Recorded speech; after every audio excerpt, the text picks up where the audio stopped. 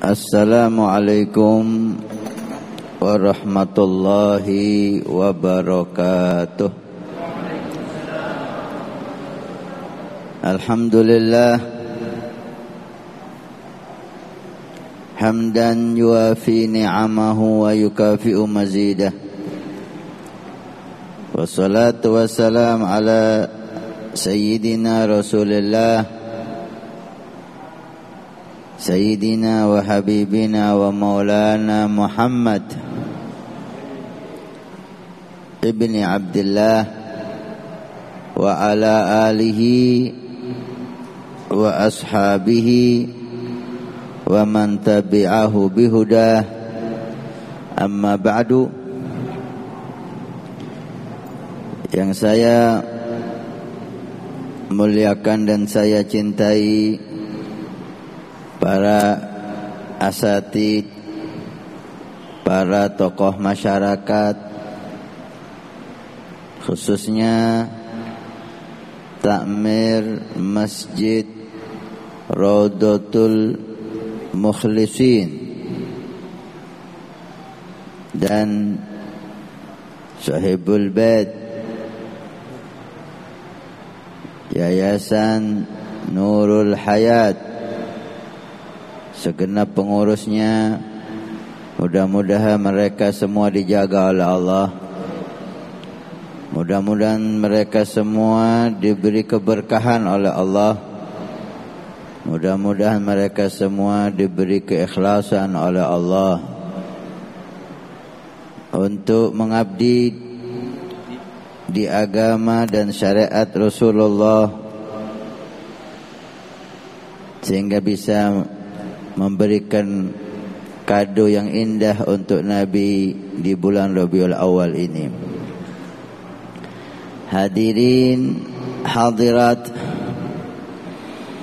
pencinta baginda Nabi, pencinta ilmu, pencinta majelis zikir, pencinta para salihin.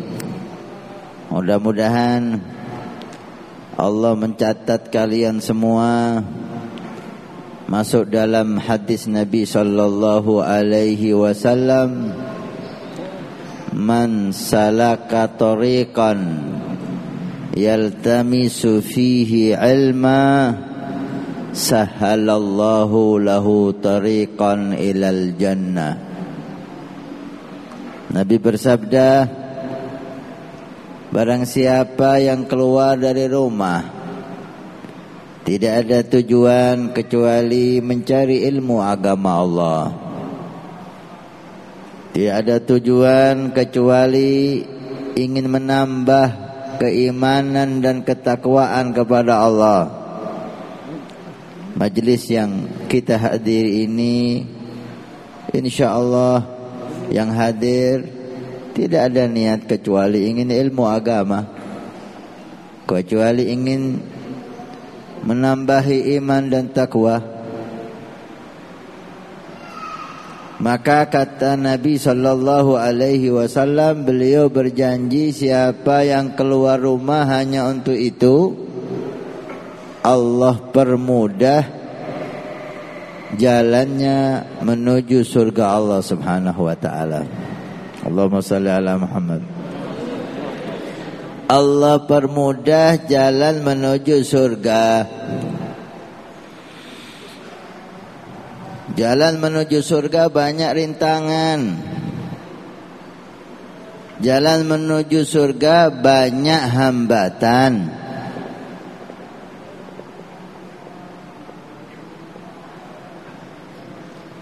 Semuanya ingin memalingkan kita dari jalan ke surga Allah. Nafsu kita gak senang ketika kita menempuh jalan surga. Huffatil jannatu bil makarih. Sabda Nabi, surga itu, jalan menuju surga itu diliputi oleh Allah dengan hal-hal yang nafsu enggak nyambung, nafsu enggak suka. Jalan ke surga nafsu itu enggak senang. Nafsu yang belum terdidik, nafsu al-ammarah bisu. Sehingga kita perlu paksa untuk qiyamul lail. Kita perlu paksa untuk istiqamah baca Quran. Kita perlu paksa untuk hadir majlis yang semacam ini. Kenapa? Nafsu kita enggak nyambung. Kecuali yang dirahmati oleh Allah, nafsunya sudah mutmainnah, maka dia menikmati ibadah itu. Enggak lagi dipaksa, maka ibadah menjadi kebutuhan. Mudah-mudahan nafsu kita menjadi nafsu yang mutmainnah. Jalan menuju surga, nafsu enggak nyambung, sehingga perlu dipaksa. Jadi acara yang indah ini, penduduk kota Jember jumlahnya banyak. Yang hadir walaupun cukup banyak, tapi dibandingkan yang enggak hadir, lebih banyak mana? Berapa persen nih yang hadir? Mereka ada yang enggak sehat, ma'dzur. Mereka ada yang ada kesibukan, ma'dzur. Ada yang enggak ada apa-apa. Enggak sakit, enggak ada kesibukan, enggak ada acara. Sebab enggak hadirnya hanya malas, bas, enggak ada lagi. Kenapa? Berat. Hari Ahad, hari libur, di mana orang itu banyak berlibur dengan keluarga ke tempat-tempat rekreasi. Anda hadir di rumah Allah Subhanahu wa taala. Ini nikmat besar.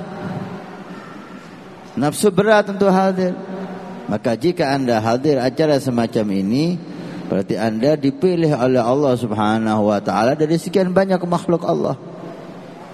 Maka pantas kita ucapkan alhamdulillah.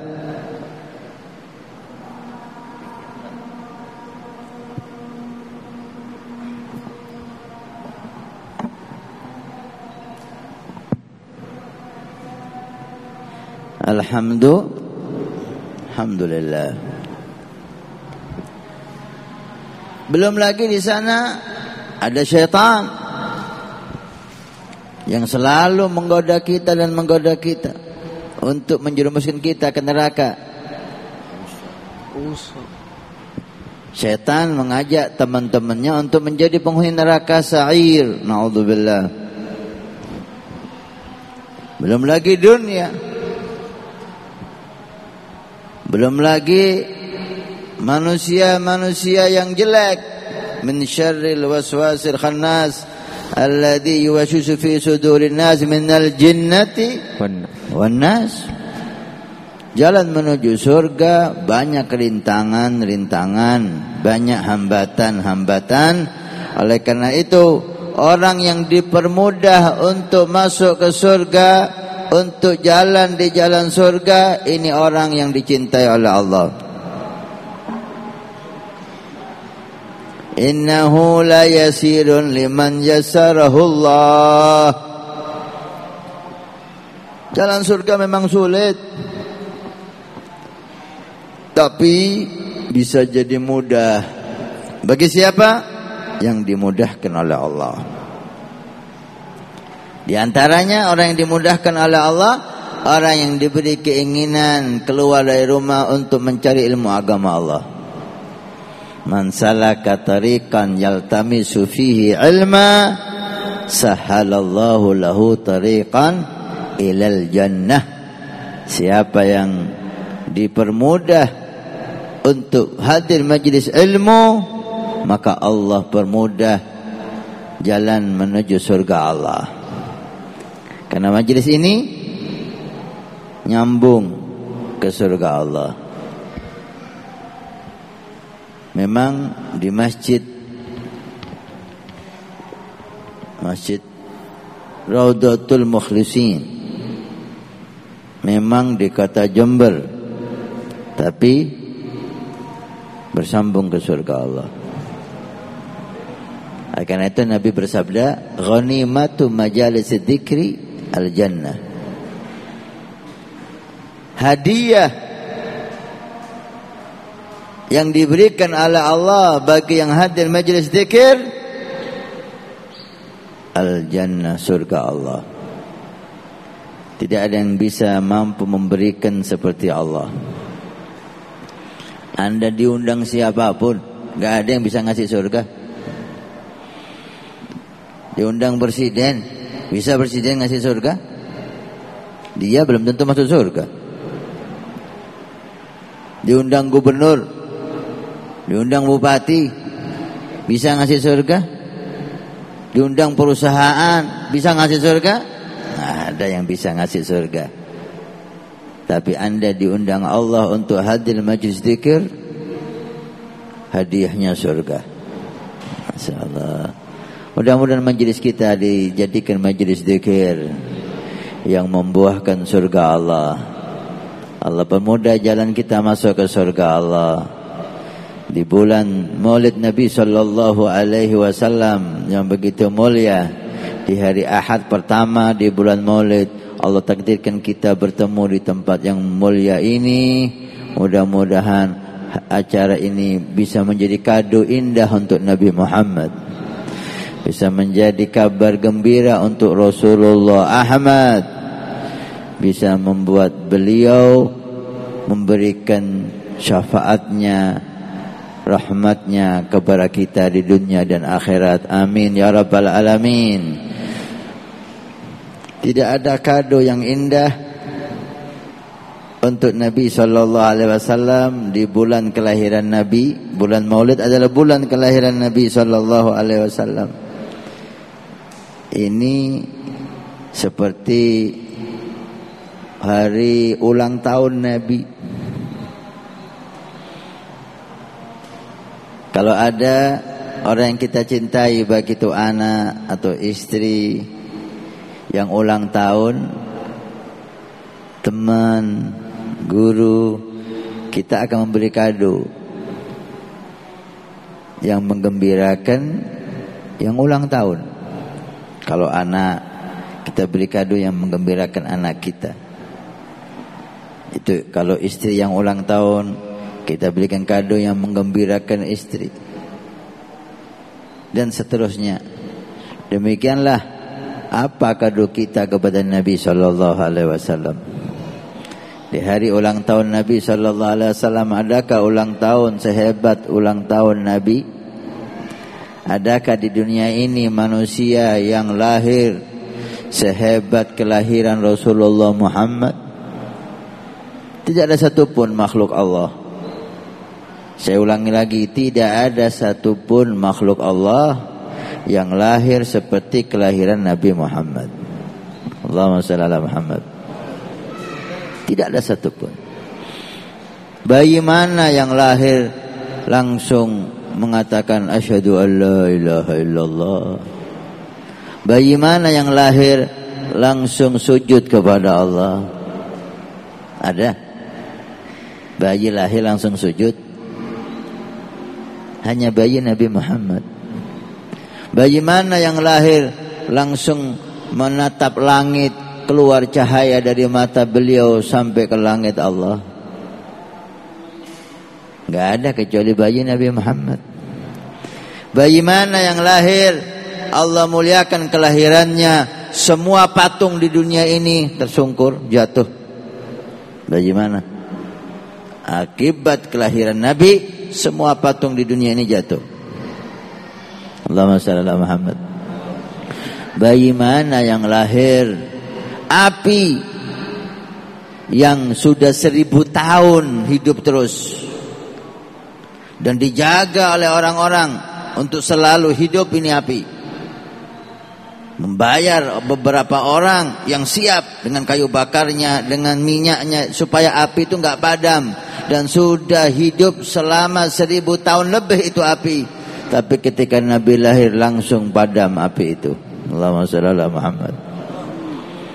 Enggak ada bayi di dunia ini lahir seperti bayinya Siti Aminah bintu Wahbin yang melahirkan Rasulullah Muhammad sallallahu alaihi wasallam. Mudah-mudahan bulan ini bertambah cinta kita kepada Nabi, bertambah ta'zim kita kepada Nabi, bertambah kerinduan kita kepada Nabi, sehingga bertambah tauladan kita untuk mentauladani Nabi Muhammad sallallahu alaihi wasallam. Kita harapkan di bulan ini bertambah iman kita, bertambah takwa kita, bertambah mahabbah kita, bertambah kerinduan kita, bertambah hidayah untuk mentauladani Nabi kita, dan Allah memuliakan kita. Tidak keluar bulan Rabiul Awal kecuali kita bisa memandang wajah Rasul, bisa melihat wajah Rasul, bisa bertemu dengan Rasul. Amin ya Rabbal.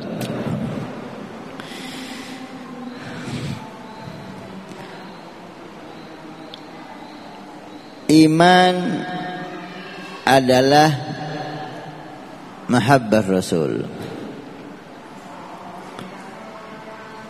Iman adalah cinta kepada Rasul.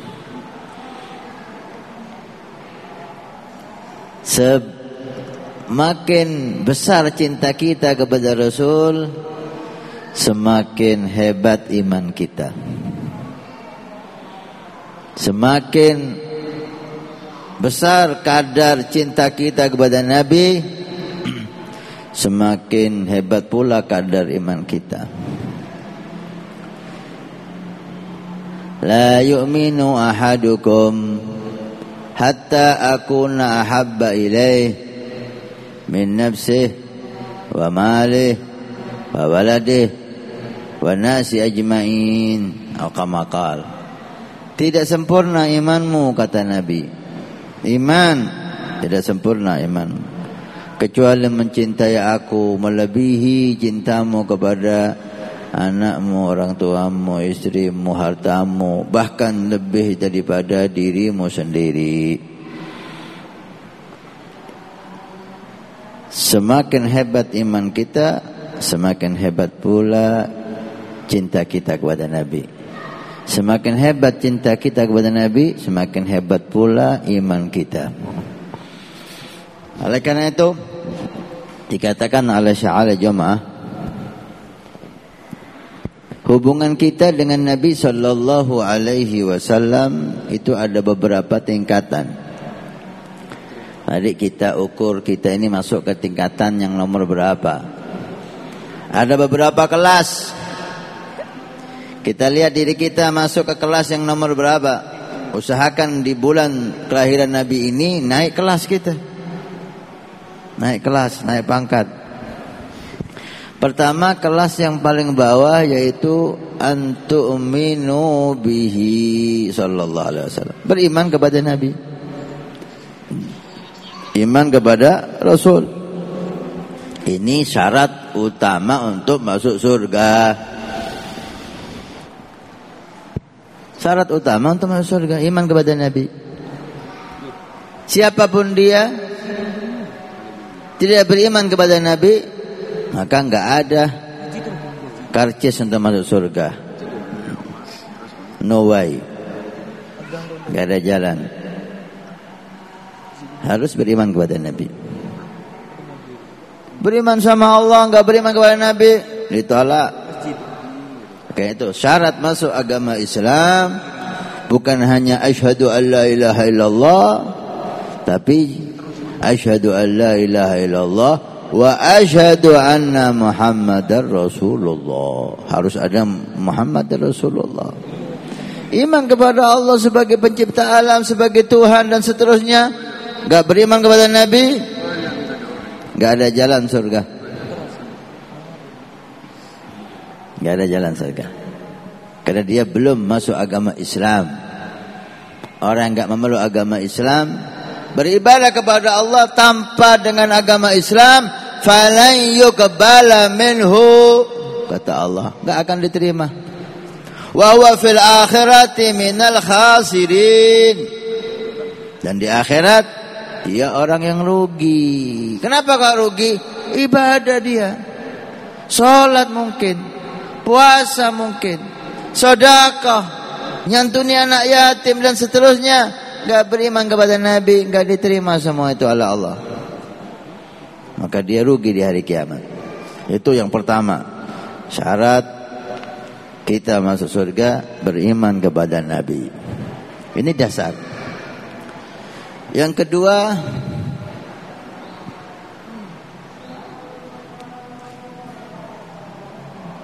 antuti'ahu. Derajat kedua ini taat kepada Nabi. Taat, beriman, kemudian taat kepada Nabi. Karena taat kepada Nabi termasuk taat kepada Allah.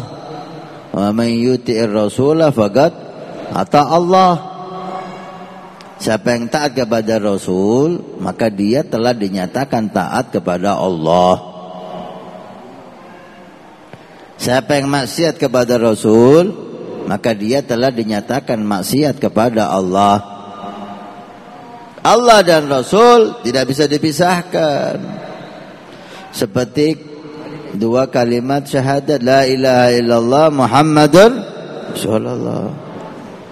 Gak bisa orang, saya hanya ingin taat sama Allah aja, gak mau sama Nabi. Gak bisa.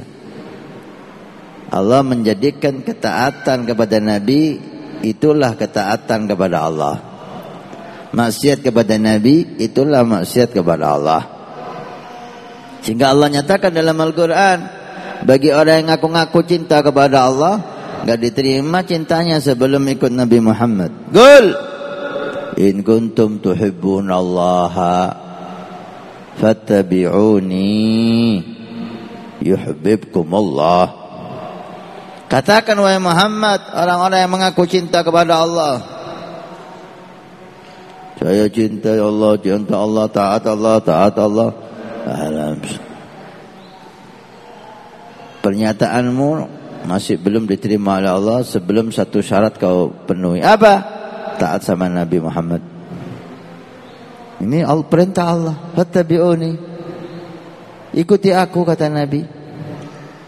Katakan ikuti aku wahai Muhammad. Allah yang nyuruh Nabi. Katakan kepada mereka, ikuti aku. Aku, ikuti aku. Ini orang mau ikut Allah.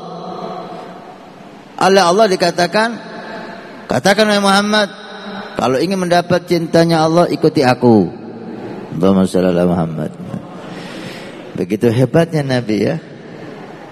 Sehingga beliau disuruh oleh Allah untuk mengatakan kepada orang-orang yang ingin cinta kepada Allah, stop cintamu dulu, ikuti aku dulu. Katakan gitu wahai Muhammad. Disuruh oleh Allah, ikuti aku. Aku ini aku. Ini aku, ini rahmat Allah. Aku ini adalah Rasul Allah, ikuti aku. Kalau sudah ikut aku, katakan wahai Muhammad, kalau sudah ikut kamu, dia bukan hanya diterima cintanya oleh Allah, tapi yuhibbukumullah. Tidak hanya cintanya diterima oleh Allah, tapi dicintai oleh Allah. Allahumma shalli ala Muhammad. Kalau cintanya diterima oleh Allah udah cukup. Udah cukup. Kita hamba yang hina, cinta kita diterima oleh Sang Khalik. Ini suatu kemuliaan yang hebat. Tapi tidak hanya itu, diterima cintanya dan yuhibbukumullah, kamu dicintai oleh Allah. Ditambah lagi bonus, wa yaghfir lakum dunubakum, dosamu diampuni semua oleh Allah. Diterima cintanya oleh Allah, dicintai oleh Allah, semua dosa diampuni oleh Allah. Ini adalah buah dari kita ikut Nabi Muhammad. Perintah Nabi sallallahu alaihi wasallam, di antara sekian perintah Nabi, kita disuruh oleh Nabi untuk cinta kepada beliau. Allah nyuruh kita taat kepada Nabi, ikut Nabi. Dan Nabi menyuruh kita, wa ahibbuni lihubbillah, cintai aku. sebagai bukti cintamu kepada Allah. Itu derajat. Yang kedua, hubungan orang mukmin dengan Nabi adalah mengikuti Nabi, sunnah-sunnah Nabi, taat kepada Nabi. Di antara sunnah Nabi yang perlu kita hidupkan di bulan Rabiul Awal ini adalah sunnah siwak. Sunnah siwak ini sunnah yang Nabi sangat perhatian dengannya. Dari inginnya Nabi kita bersiwak sampai Nabi menunjukkan keinginan itu dengan bersabda, laula an asyqa ala ummati, kalau aku tidak takut memberatkan umatku. Nabi sangat sayang dengan umatnya, enggak mau umatnya berdosa. Kalau aku enggak takut memberatkan umatku, la amartuhum bisiwak inda kulli shalah wa fi riwayah inda kulli wudu. Aku wajibkan siwak setiap sholat dan setiap wudu. Wajib. Tapi aku takut umatku berdosa. Maka disunnahkan oleh Nabi siwak ini tidak diwajibkan. Bagi orang yang cerdas, yang ingin Nabi memperhatikan dia dan ingin mencintai Nabi, dia faham kenapa Nabi ngomong seperti itu. Nabi ingin kita bersiwak. Setiap sholat jangan ditinggal siwak. Setiap wudhu jangan ditinggal siwak. Sepele bu, tapi pahalanya besar. Rakatani bisiwak khairun min 70 raka'ah bighairi siwak.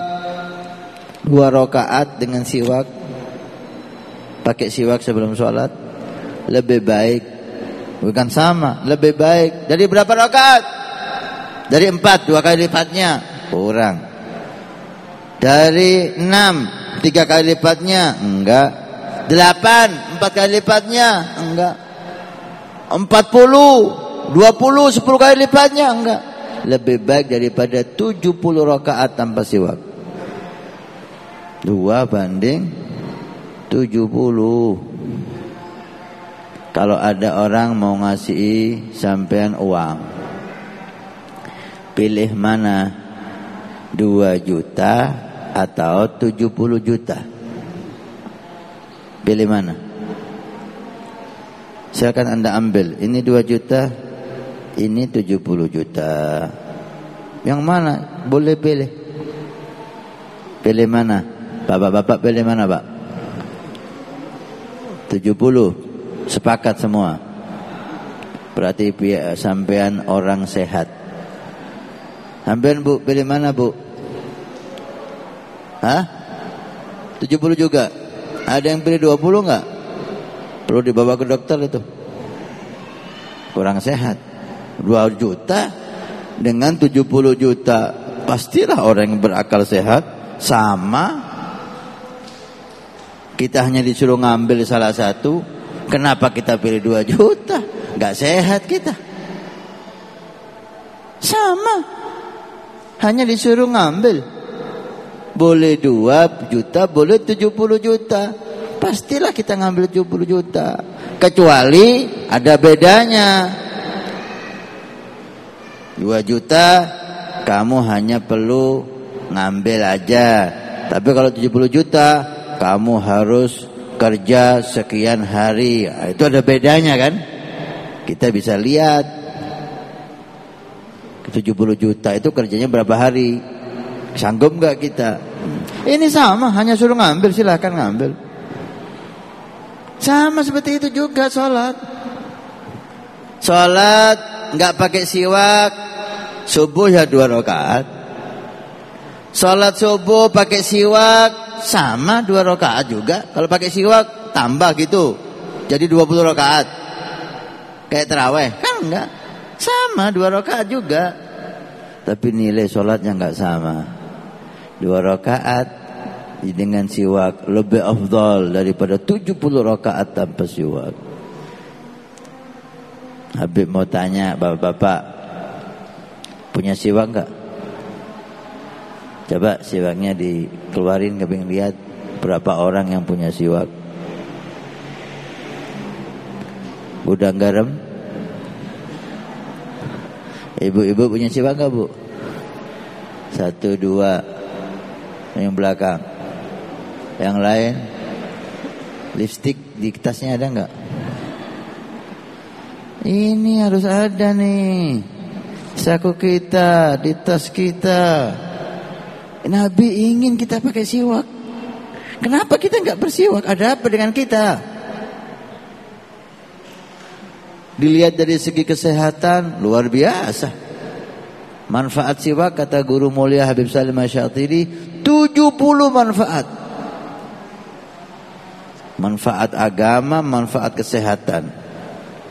70 manfaat. Orang yang bersiwak, kesehatan nih, giginya insya Allah kuat, gusinya kuat, tulang punggungnya kuat, tenggorokannya sehat.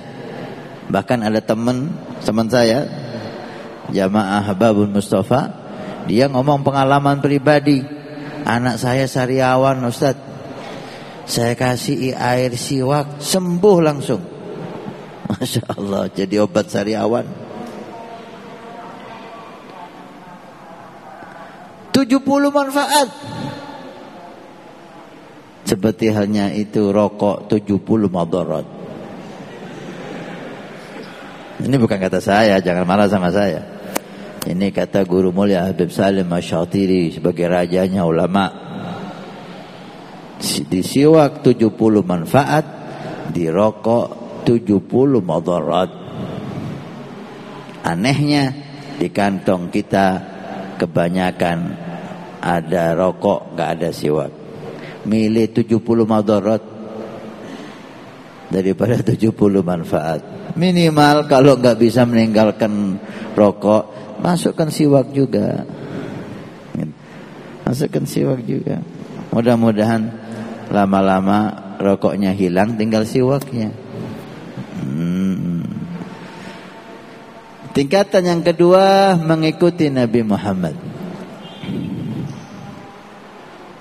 Tingkatan hubungan seseorang dengan Nabi sallallahu alaihi wasallam, tingkatan yang ketiga, karena waktunya udah mendesak ini, kurang berapa menit?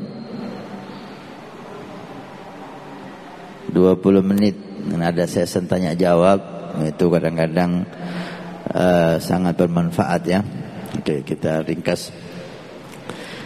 Walhasil, tingkatan yang ketiga antara kita dengan Nabi, antuhibbahu, mencintai Nabi. Ini tingkatan ketiga ini. Di atas ittiba. Cinta itu di atas ittiba. Di atas mentauladani Nabi. Tingkatannya itu di atasnya. Karena ada orang yang ikut Nabi tapi tidak cinta Nabi. Tapi orang yang cinta Nabi pasti berusaha ngikuti Nabi. Allahumma shalli ala Muhammad. Paham ya? Ada orang cinta, ada orang taat tapi enggak cinta. Tapi kalau orang cinta pasti berusaha untuk taat. Orang taat tapi enggak cinta, banyak contohnya. Bawahan kepada atasan. Banyak bawahan itu enggak cinta sama atasannya. Karena kasar atasannya. Karena enggak ada toleransi atasannya. Gak ada perhatian ke bawah atasannya, sehingga tidak ada cinta dari bawahan ke atasan. Tapi karena takut di PHK, takut disekoros, dia taat. Taat tapi tidak cinta. Tapi kalau sudah cinta, pasti berusaha untuk taat. Istri yang cinta kepada suaminya, pasti dia berusaha untuk taat kepada suaminya. taat berdasarkan cinta. Anak yang cinta kepada orang tuanya, dia pasti berusaha untuk taat perintah orang tuanya, taat berdasarkan cinta. Santri yang cinta kepada gurunya, dia berusaha untuk taat sama gurunya, taat berdasarkan cinta.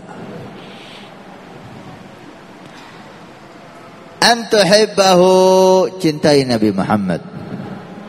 Dalil mencintai Nabi sangatlah banyak sekali. Al-Quran, seperti ayat yang kita katakan tadi. Hadis Nabi begitu banyak. Fa'ahibbuni lihubbillah, la yu'minu ahadukum hatta akuna habba ilai. Cintai aku, bukti cintamu kepada Allah.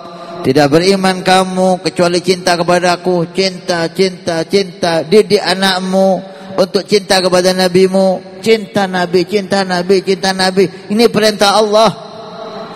Cinta Nabi ini perintah Rasul. Antuhibbahu, cintai Nabi sallallahu alaihi wasallam. Apakah orang yang cinta itu pasti taat Habib? Enggak juga. Tapi berusaha untuk taat pasti. Adakah orang cinta dan dia melanggar? Ada. Karena orang yang cinta itu enggak pasti taat. Tapi berusaha untuk taat pasti. Paham ya? Memang kesempurnaan cinta adalah kesempurnaan mengikuti Nabi Muhammad. Maka dikatakan alamatul mahabbah al-ittiba. Tanda cinta yang paling nyata itu apa? Ngikuti yang dicintai. Bukan berarti orang yang cinta Nabi berubah jadi malaikat.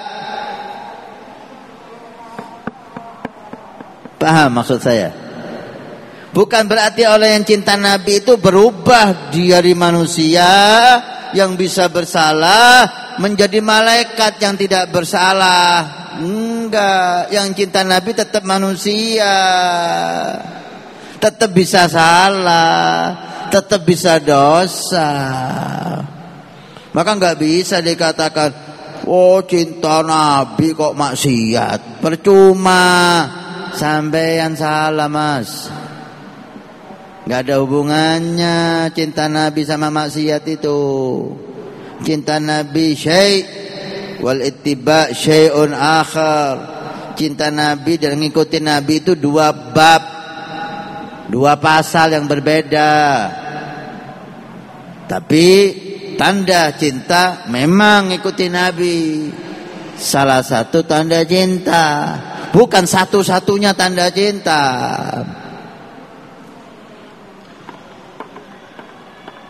Dalilnya apa, Beb? Orang yang cinta Nabi kok maksiat? Ada dalilnya. Sahabat Nuaiman, sahabat Nabi. Sahabat Nuaiman, sahabat yang cinta kepada Nabi. Karena semua sahabat cinta Nabi. Sahabat Nuaiman ini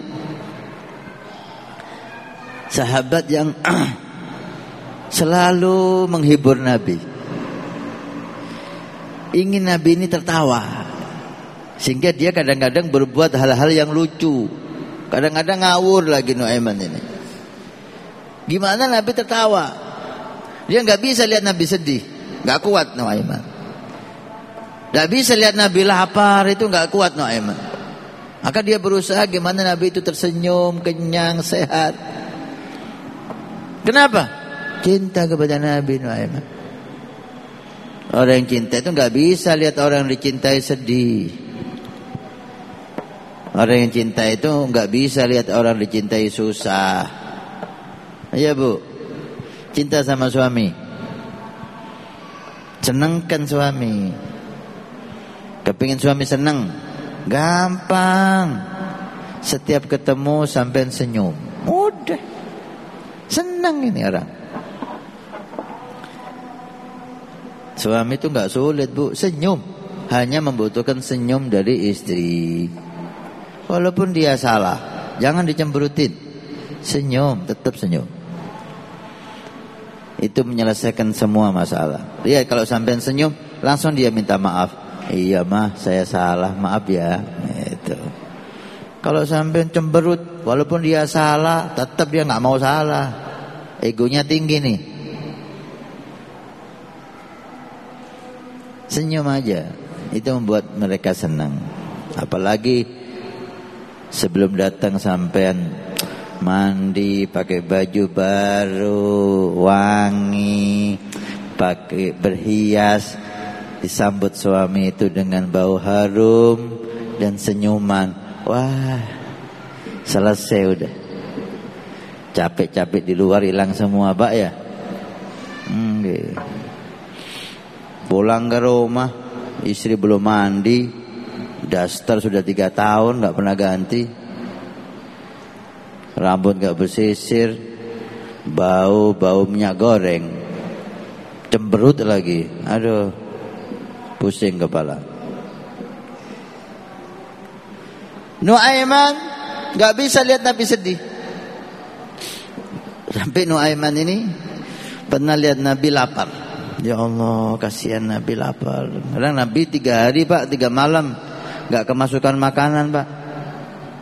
Nggak kemasukan makanan 3 hari 3 malam berturut-turut, sehingga perut beliau sabuknya ini diganjel batu 3 biji untuk menekan supaya mengurangi rasa lapar. Allahumma sholli ala Muhammad.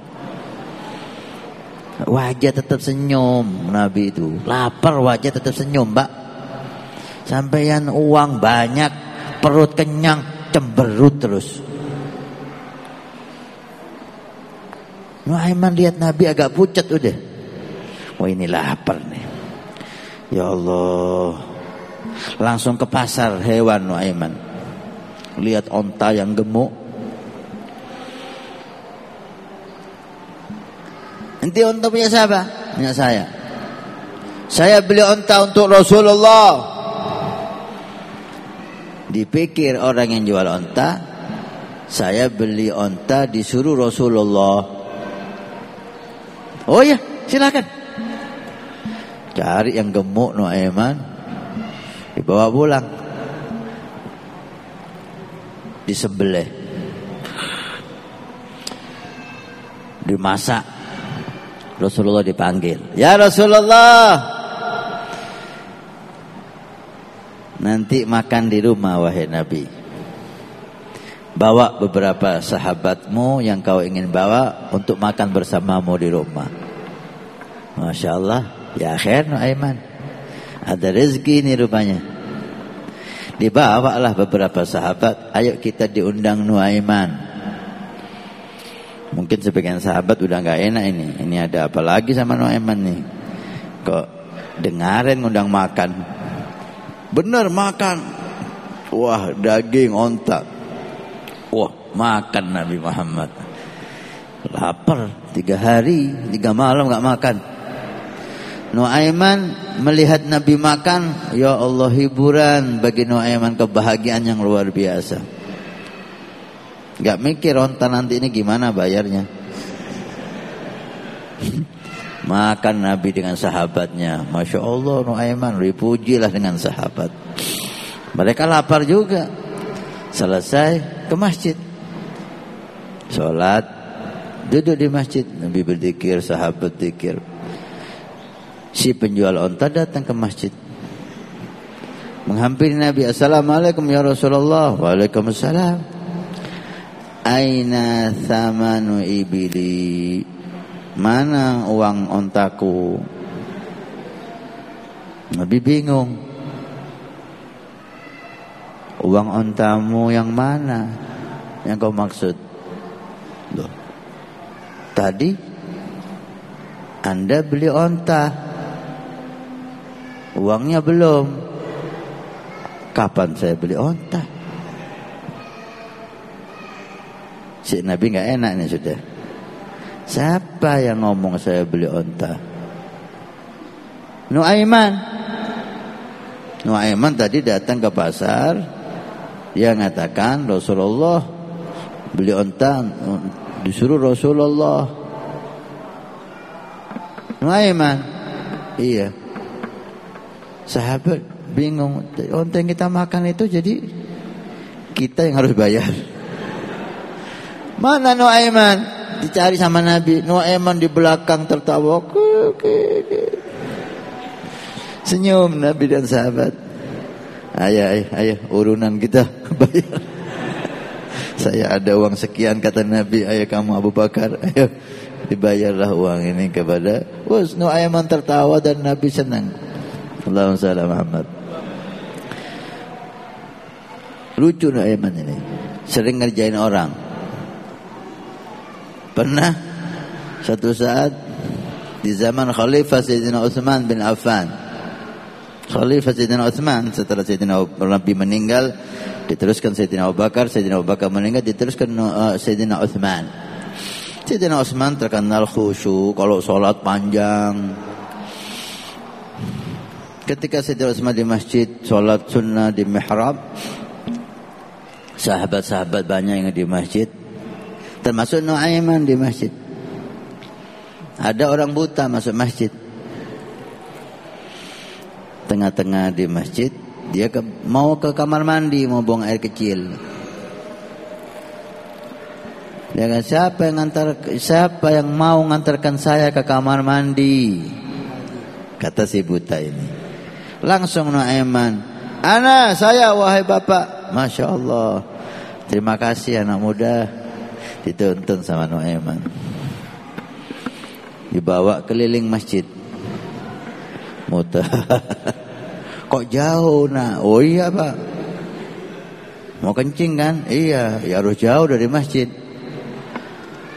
Tapi muter-muter di masjid. Masya Allah, terima kasih nak ya. Didoakan sama bapak ini, kamu pemuda yang baik, mudah-mudahan panjang umur, teka hajat. Udah, sini pak. Ini sini lah. Iya, saya pergi dulu pak ya. Iya. Kencing dia di masjid Nabi SAW. Teriak sahabat yang lain, "Hei, Pak, kamu kencing di masjid Rasulullah." Hah? Saya tadi jalan jauh dah. Kamunya di masjid masih. Saya ini masih di masjid. Jadi saya kencing di masjid nih. Iya. Nyesal dia luar biasa. Satu, dia nyesel kencing di masjid. Dua, dia nyesel, dia udah jalan jauh capek. Siapa tadi yang bawa saya?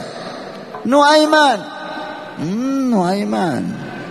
Awas kamu Nuaiman. Dendam ini pak. Suatu hari Nuaiman tertawa di jauh. Masuk bawa tongkat yang besar. Assalamualaikum, masuk ke Waalaikumsalam. Kata si bapak ini, tolong jangan keras-keras. Nuaiman ada nggak di masjid? Ada. Tunjukkan saya. Saya mau pukul dia dengan kayu ini. Oh iya. Ayo saya tuntun pak. Dituntun.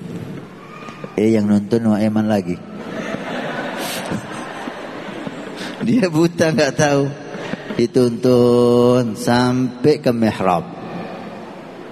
Sayyidina Utsman bin Affan lagi sholat. Pak, apa? Itu Nuaiman lagi sholat di depan anda sekarang. Dia pas di depan saya. Dia pas di depan kamu. Terima kasih nak, terima kasih. Dipukul itu Sayyidina Utsman, Khalifah Presiden. Sayyidina Utsman sholat khusyuk, diam dia. Teriak orang-orang, "Hei, Pak, kenapa kamu ini? Anda memukul Khalifah Rasulullah." Hah? Khalifah Rasulullah? Sayyidina Utsman yang saya pukul ini? Iya, dia lagi sholat di mihrab, kamu pukul. Siapa yang bawa saya tadi? Nuaiman. Allah tobat kita ya. Nuaiman, tolong udah, anak nggak mau lagi hubungan sama ente. Anak maafkan ente dan jangan ganggu saya lagi. Nuaiman luar biasa. Tapi Nu'aiman ini termasuk salah satu sahabat yang masih kecanduan minum minuman keras, khamr. Karena khamr itu dulu menjadi minuman orang Arab, sehingga ketika diharamkan oleh Allah, banyak di antara mereka yang masih kecanduan. Rata-rata sudah selesai semuanya, udah haram, udah selesai, ditinggal. Tapi ada yang masih kecanduan, sulit untuk menghilangkannya. Makanya Allah ketika mau mengharamkan khamr itu bertahap. Pertama dikatakan madaratnya lebih banyak manfaatnya. Lebih banyak madaratnya daripada manfaatnya. Kemudian jangan dekat-dekat sholat kamu dalam keadaan mabuk. Kemudian baru diharamkan. Tahapan-tahapan itu untuk nafsu ini supaya enggak kaget. Ada rahmat dari Allah Subhanahu wa taala. Nu'aiman kadang-kadang waktu sendirian atau gimana kumpul sama teman-teman orang-orang munafikin atau orang-orang kafir atau yang lain, nafsunya itu terhiur minuman keras, khamar, dia ikut minum. Sehingga malamnya mabuk, paginya datang ke Nabi SAW. Ya Rasulullah, sucikan saya. Kenapa Nu'aiman? Tadi malam saya minum ya Rasulullah. Gak mampu dia diam sendirian, datang ke Nabi untuk disucikan. Nabi harus mendirikan syariat, maka dicambuklah Nu'aiman. Enggak lama lagi datang lagi ke Nabi. Ya Rasulullah, tahirni, sucikan saya wahai Nabi. Kenapa lagi Nu'aiman? Tadi malam saya minum minuman lagi ya Rasul. La haula wala quwwata. Dicambuk lagi. Enggak lama lagi datang lagi ke Nabi. Ya Rasulullah, apalagi Nu'aiman? Sucikan saya, tadi malam saya minum lagi. Sayyidina Umar bin Khattab melihat ini orang kok terus-terusan. Ya Rasulullah, Sayyidina Umar ini cemburu sama agama Allah. Marah dia. Da'ni aqta'a raqabatahu annahu munafik. Biarkan saya penggal kepalanya ini orang. Ini munafik ini ya Rasul. Terus-terusan. Minum lagi, minum lagi, minum lagi. Marah Nabi Muhammad. La ya Umar, dibela Nu'aiman. Innahu yuhibbullaha wa rasulah. Ini orang cinta sama Allah dan Rasul. Qala amantu billah. Minum Pak, minuman keras. Nabi menyatakan cinta kepada Allah dan Rasul. Nyerah Sayyidina Umar. Anta Rasulullah, engkau Rasulullah, ana liya zahir. Ini orang datang minum, taubat, minum lagi, taubat lagi, minum lagi. Munafik ini menurut saya. Tapi engkau lebih faham, engkau lebih tahu ya Rasulullah. Dia cinta kepada Allah dan Rasul. Dari hadis ini ulama mengatakan orang yang maksiat masih dinyatakan cinta oleh Nabi Muhammad. Berarti cinta sama ngikuti Nabi itu beda bab. Bab cinta sendiri, bab ngikuti Nabi sendiri. Jadi kita katakan tadi, bukan orang yang cinta Nabi itu pasti taat kepada Nabi, enggak. Tapi orang yang cinta Nabi pasti berusaha untuk taat kepada Nabi. Tapi kadang-kadang namanya dia manusia, kena nafsunya, dikuasai nafsu, keadaan, sehingga dia bermaksiat. Tapi bedanya orang yang cinta kepada Nabi, setelah dia maksiat dia cepat tobat. Gak ada orang yang cinta Nabi terus dalam maksiatnya, gak ada. Imannya membuat dia cepat tobat kepada Allah Subhanahu wa taala. Tingkatan yang ketiga, antuhibbahu, cinta Nabi sallallahu alaihi wasallam. Tanda cinta yang jelas mengikuti Nabi. Tanda cinta yang jelas sering menyebut-nyebut Nabi Muhammad sallallahu alaihi wasallam, sering bersalawat kepada Nabi Muhammad sallallahu alaihi wasallam. Ini tanda cinta. Yang keempat, anta isya Rasulullah. Ini yang paling tinggi, ini yang paling hebat. Kamu hidup bersama Rasul, Rasulullah hidup bersama kamu. Artinya setiap gerak-gerik kita bayangkan Rasulullah. Di hati kita penuh dengan Rasulullah. Yang kita ucapkan tentang Rasulullah. Tidak ada yang enak kita dengar kecuali yang berhubungan dengan Rasulullah. Tidak ada hayalan kita kecuali Rasulullah, Rasulullah, Rasulullah. Ini yang dialami oleh para sahabat Nabi. Rasulullah hidup dengan dia. Dia hidup bersama Rasul. Rasul hidup bersama dia. Sehingga gak sabar sahabat itu kalau di rumah agak lama dikit gak kuat dia. Pulang nih dari masjid sama Nabi, pulang ke rumahnya, kumpul sama anak istri. Gak sabar Pak. Gak lama dikit, ya Allah sih sebentar. Keluar lagi ke masjid hanya untuk memandang wajah Nabi. Melihat Nabi, udah terobati, pulang lagi. Gak lama lagi, gak kuat, lama-lama pisah dengan Nabi Sallallahu Alaihi Wasallam. Hidup dengan Nabi Sallallahu Alaihi Wasallam. Hayalannya Nabi, pikirannya Nabi, hatinya penuh cinta Nabi, matanya melihat semuanya ingat Nabi. Sehingga di antara mereka yang hidup bersama Nabi ini tidak mau berbuat apapun kecuali di situ ada Nabi, ada sunnah Nabi. Salah satunya Habib Ali bin Abu Bakar Sakran, pernah beliau diberi semangka, diberi buah semangka. Beliau enggak mau makan buah semangka. Yang ngasih tanya, kenapa Habib? Semangka haram? Enggak suka? Enggak haram. Terus memang ada riwayat yang menyatakan bahwa Nabi makan semangka. Ada itu. Tapi riwayat itu tidak menjelaskan bagaimana cara Nabi makan semangka. Apa dibelah, dipegang kulitnya, dimakan buahnya, atau kulitnya dibuang, buahnya ditaruh di piring, dimakan buahnya tanpa megang kulitnya. Cara Nabi makan semangka itu enggak ada sampai kepada kita riwayat yang menerangkan tentang itu.